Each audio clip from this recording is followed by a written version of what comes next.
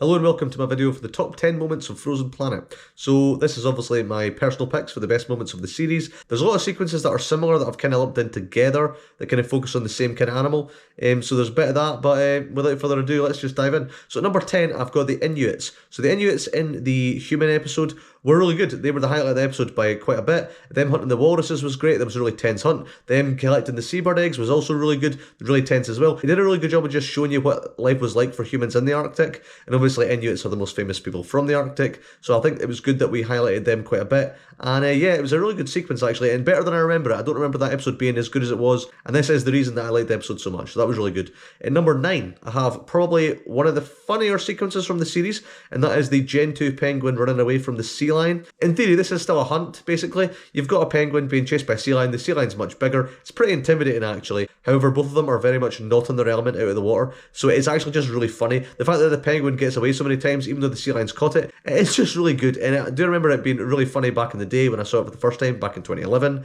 It's still funny today.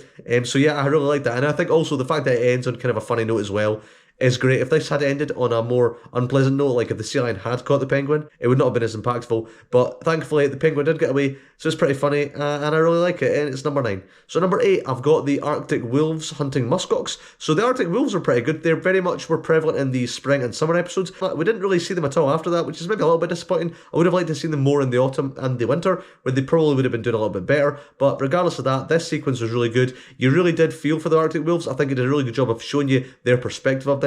We've seen this sequence a lot before and since, usually from the muskoxen's perspective. The fact that we see a lot of their cubs as well, you see how difficult life is for them there, especially in the summer where there's no camouflage. So I thought that was really good. I think the Arctic wolves were definitely an underrated part of the series, and this was the best sequence featuring them in the series, so I really like that. At number 7, I have the orcas hunting the minke whale. So this is a sequence that pops up a lot in like top 10 lists for BBC sequences. For some reason, it's only number 7 for me. I still like it. It's not the best orca sequence from the series. I'll get to that later in the video. But no, it's a really good sequence. Again, the minke whale hunt is really good. You really see the desperation for this minke whale. It almost strands itself at one point. You really do feel for it, and you get a sense of how efficient the orcas are at hunting as well. You really do feel for the minke whale, and yeah, it's pretty good. At number 6, I have one of the more memorable parts of the series for me, something that stuck with me for years, and that is the woolly caterpillar. When I went into Frozen Planet for the first time, I expected the polar bears to be, pretty memorable, the emperor penguins, maybe some orca stuff, I didn't expect woolly caterpillars to be one of the things I took away from the series the most. You're basically following the life story of this caterpillar. You see it feed for a bit, then it has to freeze because it's not able to accumulate enough food to turn into a moth, and it does this multiple times. It's 14 years old by the time it's able to turn into a moth, which is pretty incredible. It's not something you'd ever expect from an insect. So yeah, that's a really good sequence. And number 5, I've got the polar bear den. So there were a lot of polar bear sequences in this series, but this is the one that stayed with me the most. The fact that this was filmed in a zoo is completely irrelevant for me. There was no other way they could get that behaviour. I discussed that in my video. I'm not going to go on about it again. But I think it's just great. It's a very good look at what life inside a polar bear's den is like, real or otherwise. Seeing the polar bear cub just with its mum is great. There's a lot of footage of polar bears and their cubs in this series, but we've seen that before and since. This was a newborn polar bear just existing in its den. It was just really nice, and again, it's one of the nicer parts of the series. That episode was pretty bleak, and this was definitely a bright spot in it. And as I say, there's a lot of polar bear stuff in the series, but when I think of polar bears in Frozen Planet, is this sequence I think of. And unlike a lot of polar bear sequences in this series, this has never been replicated. So that's pretty cool.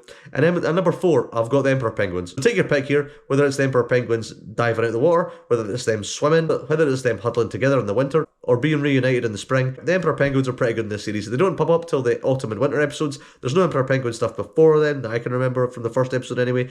So it's really good. I mean, emperor penguins are a staple of the Antarctic. You kind of knew they were going to be featured pretty heavily in the series, but every single sequence featuring the emperor penguins was just great. From it being very well shot, to being really memorable, to being really funny, to being really dark. It was all great, and so I can't really pick a single emperor penguin sequence. Not like the polar bears, where there was obviously a lot of different stuff to choose from. All the emperor penguin stuff kind of blends into one for me, and I think it's great. It's every bit as good as you'd hope the emperor penguin stuff in the series would be, so that never disappointed, so that was really good. And number 3, I have the other penguins that really stole the show for me this series, and that was the Adelie penguins. For this though, I can narrow it down to the Adelie penguins in the spring episode, basically just stealing each other's pebbles. This is great. It's hilarious. It's easily the funniest part of the series. Watching the one penguin basically, works really hard to kill it to these stones, and his neighbour just comes over and pinches them, but that penguin's really in his guard and scares everyone else off. I thought that was just really good. It's very memorable. I mean, the Adelie penguins are in pretty much every episode of this series, and they're up there with the polar bears as kind of the main stars of the series in a way. they're great. I mean, I really like them. And I think this series did a lot to kind of push Adelie Penguins to the forefront of your mind, because when we think of penguins, we always think of emperor penguins, but Adelie Penguins are just as memorable. They're great, and penguins generally are pretty funny, and the Adelie Penguins were easily the funniest penguins of the series. So number three is where they stand. So my number one and two are pretty much tied. I could really interchange them, I guess, but I'm going to say my number two is the wolves and the bison. So this is, again, a terrific sequence. A job this series had, I think, is to show how harsh life at the poles is for animals, and this is the sequence that highlighted that better than no other. It's a really good hunt. The wolves and the bison are great. From the first episode, when the wolves are chasing the bison and they're able to get it because one bison knocks it over, it's terrific. The one in the winter episode, though, is even better. The two wolves, basically one wolf taking on this bison, is great. It's really pretty bloody, which again reinforces how harsh this environment is. And it's just terrific. I mean, you know how it plays out. You don't really need to see the ending to really know how it plays out, but it is pretty terrific. And the diary sequence for that as well was also great. What I think makes this number two rather than number one for me at this particular moment is the fact that we don't get the ending to that sequence.